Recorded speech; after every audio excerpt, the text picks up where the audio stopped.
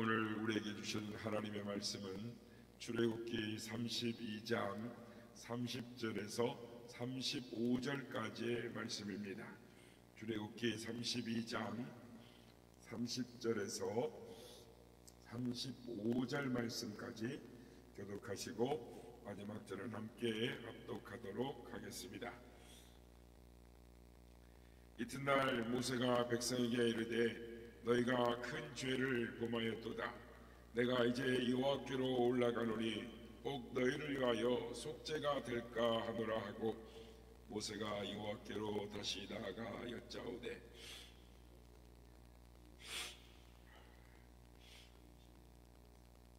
큰 죄를 범하였나이다. 그러나 이제 그들의 죄를 사하시옵소서. 그렇지 아니하시오면 원하건대 주께서 기록하신 책에서 내 이름을 지워버려 주옵소서. 여호와께서 모세에게 이르시되 누구든지 내게 범죄하면 내가 내 책에서 그를 지워버리리라. 이제 가서 내가 내게 말한 곳으로 백성을 인도하라. 내 사자가 내 앞에서 앞서 가리라. 그러나 내가 보응할 날에는 그들의 죄를 보응하리라. 여호와께서 백성을 지시니 이는 그들이 아론이 만든 바 그 송아지를 만들었음이더라. 아멘. 할렐루야. 너희 아침에도 우리와 함께 하신 주님을 찬양합니다. 그리고 새벽을 깨워 기도의 향기로 나오신 모든 성도님들께 하나님의 은혜와 평강이 함께 하시길 기원드립니다. 신앙생활에 있어서 이 기도의 중요성은 아무리 강조해도 지나치지 않습니다. 한마디로 우리는 이렇게 표현할 수 있습니다. 기도는 영혼의 호흡이다. 호흡할 때 육체가 힘을 얻는 것처럼 기도할 때 영혼이 힘을 얻는 것입니다. 숨을 못 쉬면 육체가 죽는 것처럼 기도하지 않으면 영혼이 죽어가는 것입니다. 그러므로 우리의 영혼은 기도하면 살고 기도하지 않으면 죽는 것입니다. 이런 사실을 중국어 속담에 이런 내용이 있습니다. 다고도 다능력, 소고도 소능력. 많이 구하면 능력이 크게 되고 기도를 적게 하면 능력을 적게 받는다라는 것입니다. 그러므로 기도 생활을 어떻게 하느냐에 따라 신앙생활의 성패가 좌우되는 것입니다. 아니 인생의 성패가 좌우된다라고 할 것입니다. 여러분, 우리 모두가 기도 생활을 잘하고 잘 해오고 계신 줄로 믿습니다. 그러나 올해는 제 개인적으로도 그리고 교회적으로도 더 기도하는 우리 교회가 되기를 소원합니다. 기도에 힘써서 영혼을 구원하고 하나님의 은혜와 비전 가운데 나아가는 우리 모두가 되시기를 예수님의 이름으로 축복합니다. 우리의 삶 속에 변화를 소원한다면 기도를 해야 하는 것입니다. 기도하지 않고 변화를 기대하는 것은 마치 감나무 아래에서 입을 벌리고 누워있는 것과 같다라고 할 것입니다. 오직 기도 생활의 변화가 우리 자신과 우리 주변을 변화시키는 것입니다. 오늘 본문에 모세의 기도의 내용이 나옵니다. 모세의 기도 생활을 보면은 우리의 기도 생활이 얼마나 중요한가를 깨닫게 되는 것입니다. 이 모세의 기도에서 확신을 얻고 우리의 기도의 삶이 생활이 변화되고 기도가 불빛처럼 일어나는 우리가 되기를 소망합니다. 모세는 80세의 부름을 받아서 이스라엘을 출애굽시켜 40년간 광야를 인도했습니다. 그러니까 한마디로 그것은 기적입니다. 그러니까 80세의 그러니까 노익장을 과시한다 할지라도 이 이스라엘 백성들을 광야에서 40년 이끈다라는 것은 하나님의 역사가 아니고 하나님의 능력이 아니고는 일어나지 않죠. 근데 이건 모세는 이 모든 40년의 광야 생활을 어떻게 이끌고 나갔는가? 그것은 기도의 생활이었습니다. 그러니까 매일 회막에 들어가서 하나님 앞에 기도했다라고 말을 하고 있습니다. 그렇습니다. 모세는 광야 생활을 기도로 이끌었습니다. 백성들로 하여금 홍해를 건너게 한 것도, 또 반석에서 물이 터지게 한 것도, 또한 만나와 메추라기가 하늘에서 내려오게 한 것도, 또한 끊임없는 전투의 속에서도 승리할 수 있었던 것. 그러니까 이스라엘 백성들의 모든 삶의 중요한 순간순간마다 모세의 기도가 있었습니다. 오늘 보면은 이스라엘 백성들이 큰 위기의 상황에 처하게 됐습니다.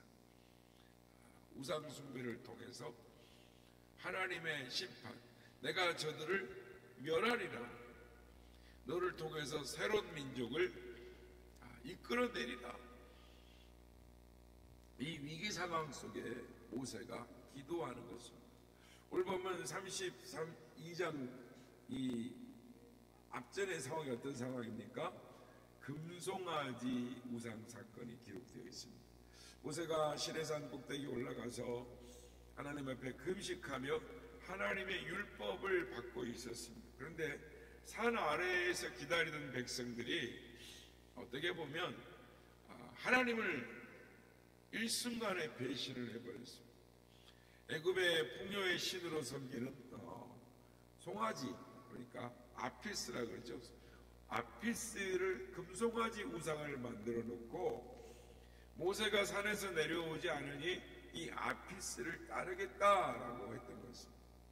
모세가 시내산 위에서 이스라엘 백성들의 이 부패함을, 우상 숭배 사건을 보고 듣습니다.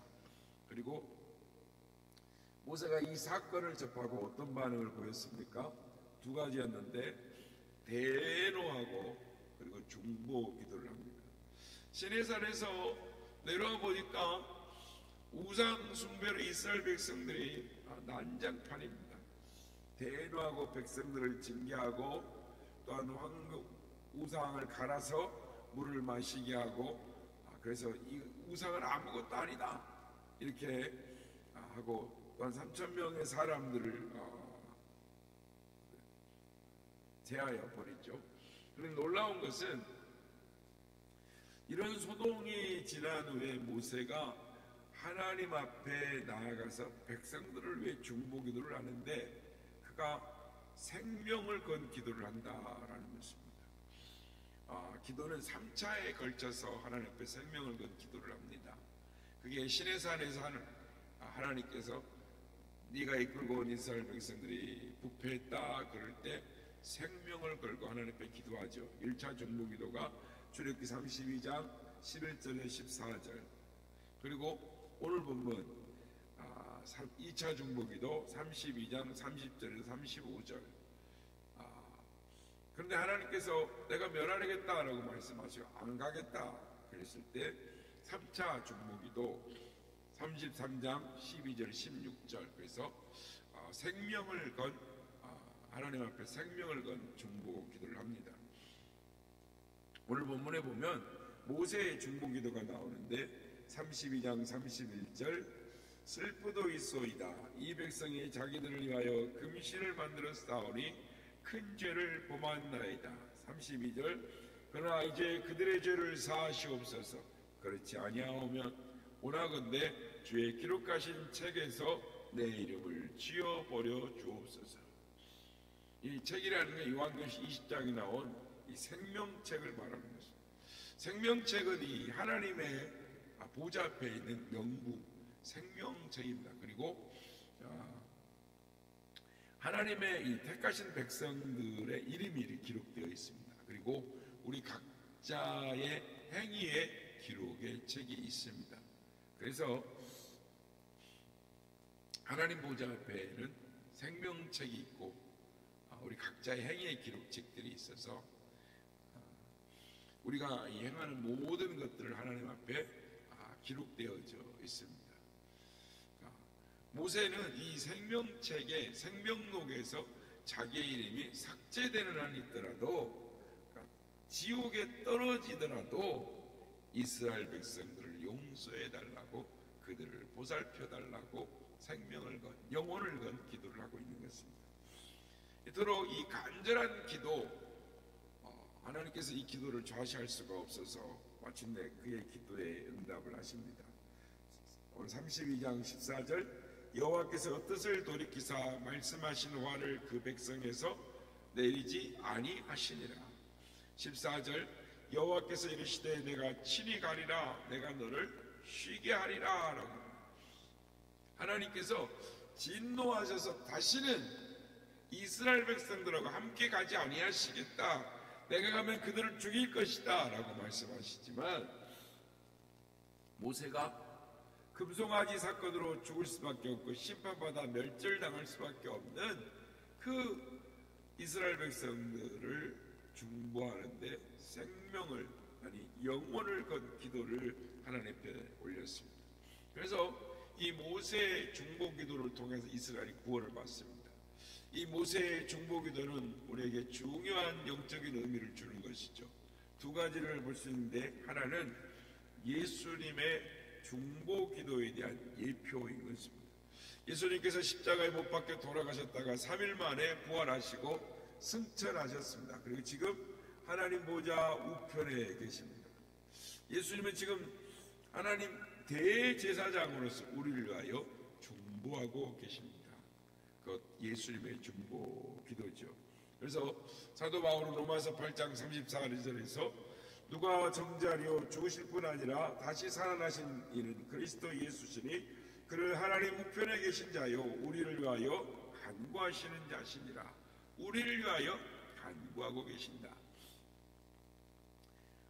예수님이 하나님 보좌 우편에 있다라는 것은 이렇게 성부 하나님 보좌가 있고 성자 하나님 보좌가 있고 성령 하나님 보좌가 있다라는 말이 아니라, 성경에 보면은 보좌는 하나만 나와요. 계시록에도 에스겔서에도 하나님 우편에 앉아 계시다라는 말은 그만큼 중보하신다, 우리를 위해 친히 강하게 기도하신다라는 거죠. 그래서 요한일서 2장 1절에 보면 나의 자녀들아, 내가 이것을 너희에게 쓰면 너희로 죄를 범하지 않게 하려 함이라. 만일 누가 죄를 범하여도 아버지 앞에서 우리에게 대언자가 있으니 곧 의로우신 예수 그리스도시라 라고 말했습니다. 성도 여러분, 우리를 위한 예수님, 원래 하나님 아버지의 독생하신 아버지이신 성부 하나님으로부터 나오신 이 예수님, 하나님 아버지 앞에 나서서 우리를 위해 중보하시는 예수님이 계시기 때문에 우리가 살 수가 있는 것입니다. 우리가 예수님을 믿고 난 이후에 연약해서 늘 범죄하고 늘 넘어지고 쉬지 않고 끊임없는 그 죄, 예수님이 계시기에 멸망치 않고 다시 일어날 수 있고 하나님은 천국을 향하여 나갈 수가 있는 것입니다. 예수님을 3번씩이나 부인했고 영적으로 실패했던 베드로, 그것 또한 하나님 앞에 하나님 나라의 큰 대사도가 되었지만 그것 또한 역시 예수님의 중보 기도가 있었기 때문인 것입니다. 그렇습니다. 우리도 마찬가지인 것입니다. 우리를 위하여 성자 하나님 예수님께서 우리를 위하여 중보 기도하고 계시기 때문입니다. 그러므로 용기를 가지시길 바랍니다. 예수님의 중보 기도가 있는 한 우리는 망하지 않습니다. 넘어졌다가 다시 일어나는 것입니다. 그러므로 우리의 승리, 예수님이 계심으로 우리가 승리할 수 있다는 이 기도의 확신, 예수님을 바라봄으로 담대하게 기도하는 우리 모두가 되실 주의 이름으로 축복합니다. 두 번째는 우리의 기도 생활인 것입니다. 모세가 어떻게 기도했습니까? 확신 가운데 기도하죠. 생명과 영혼을 건 기도는 하나님 아버지께서 반드시 기도를 들어주실 것이다. 그래서 우리의 기도 생활은 두 가지로 구분할 수 있습니다. 하나는 나 자신을 위한 기도, 또 다른 하나는 타인을, 즉 이웃을 위한 기도라 할 수 있습니다. 그래서 우리 기도 생활에 있어서 우선 중요한 것인데, 그것은 기도 응답에 대한 확신인 것입니다. 내가 기도하는 것 정말 하나님이 들어주신다, 응답하신다, 그런 확신이 있으면 우리는 저절로 기도하게 되는 것입니다. 그리고 힘 있는 기도를 할 수 있는 것이죠. 우리의 기도는 눈에 보이지 않지만은 실제로 작동하는 영적인 작동하는 것입니다. 그러니까 오늘날 상식으로, 오늘날 표현을 말하면 기도는 영적인 원리, 즉 영적인 과학이다라고 할 수 있습니다. 그러니까 왜 기도가 영적인 과학이냐면, 지금 이 공간에도 공기가 있죠. 그래서 공기가 흘러요. 이렇게 대류 현상이 있는 것처럼 우리가 기도하면 우리의 눈에 보이지는 않지만 영적 현상들이 있는 거죠. 우리가 잘 아는 것처럼 우리가 기도하면 영적 대류 현상이 있어서 기도가 하늘 보좌를 향하여 올라갑니다. 천사들이 우리의 기도를 담아 하나님 보좌로 갖고 올라갑니다. 그리고 하나님의 응답이 우리에게로 내려오는 것이죠. 그때 중간에서 예수님이 도와주시는 것입니다. 죄인인 우리가 감히 어떻게 하나님을 만날 수도 없고 하나님 앞에 기도할 수도 없지만, 예수님의 보혈의 피공로가 있기에, 예수님이 계시기에 우리는 그게 가능한 것입니다. 그러므로 우리는 담대하게 기도할 수 있습니다. 요한복음 16장 23절 24절에 보면 예수님이 기도에 대해서 이렇게 말씀하십니다. 내가 진실로 진실로 너에게 이르노니 너희가 무엇이든지 아버지께 구하는 것을 내 이름으로 주시리라. 지금까지는 너희가 내 이름으로 아무것도 구하지 아니하였으나 구하라. 그리하면 받으리니 너희 기쁨이 충만하리라. 예수님의 이름으로 기도하면 하나님 아버지께서 다 주시겠다는, 다른 말로 하면 예수님이 중간에 그 역할을 하신다라는 것입니다. 그래서 아버지께서 들어주신다라는 것입니다. 물론 기도하는데 천사들의 역할들도 있죠.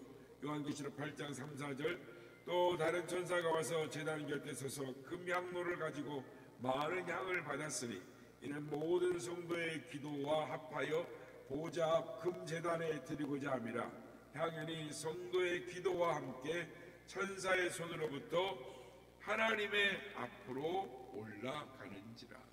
성도들의 기도를 금향로에 담아서 제단의 향기와 함께 하나님 보좌로 올라가는 것입니다. 그래서 다니엘서 9장 21절에 곧 내가 기도할 때 이전에 환상 중에 본 그 사람 가브리엘이 빨리 날아서 저녁 제사 드릴 때쯤에 내게 이르렀더니, 성도가 기도하면 하나님의 응답을 천사가 전달해 주죠. 또 역사하는 것입니다. 우리 눈에 보이지는 않지만 하나님의 응답을 가지고 와서 역사하는 것입니다. 그러므로 기도의 응답을 확신을 가지고 기도할 수 있는 우리 모두가 되시길 바랍니다. 하나님께서 우리의 기도를 들어주시는 것입니다. 우리가 기도하면 반드시 응답하여 주심을 믿고 기도하는 우리가 되기를 원합니다.